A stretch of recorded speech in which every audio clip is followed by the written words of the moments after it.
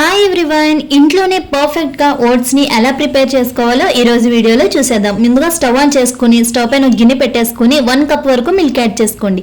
1 cup వరకు కూడా milk add చేసుకుంటే 2 కప్పుల వరకు వాటర్ యాడ్ చేసుకుని పాలు పొంగిన తర్వాత 1 కప్ వరకు ఓట్స్ యాడ్ చేసుకోండి. ఓట్స్ యాడ్ చేసుకుని కలుపుతూనే ఉండండి, లేదు అంటే కనుక అడుగు పట్టేస్తూ ఉంటుంది. బాగా దగ్గరికి రావాలి, థిక్ కన్సిస్టెన్సీ వచ్చేంత వరకు కూడా బాగా ఉడకపెట్టుకోవాలి. చూసారా, ఈ విధంగా వచ్చిన తర్వాత స్టవ్ ఆఫ్ చేసేసుకుని 1 కప్ ఓట్స్కి 1/2 కప్ వరకు కూడా బెల్లం యాడ్ చేసుకోండి. మీకు బెల్లం నచ్చకపోతే కనుక పంచదార యాడ్ చేసుకోవచ్చు, లేదు అంటే తేనె కూడా యాడ్ చేసుకోవచ్చు. ఒకసారి కలిపేసుకుని డ్రై ఫ్రూట్స్ యాడ్ చేసుకోండి. డ్రై ఫ్రూట్స్ బాదం, పిస్తా, జీడిపప్పు యాడ్ చేసాను, మీకు నచ్చిన డ్రై ఫ్రూట్స్ యాడ్ చేసుకోవచ్చు.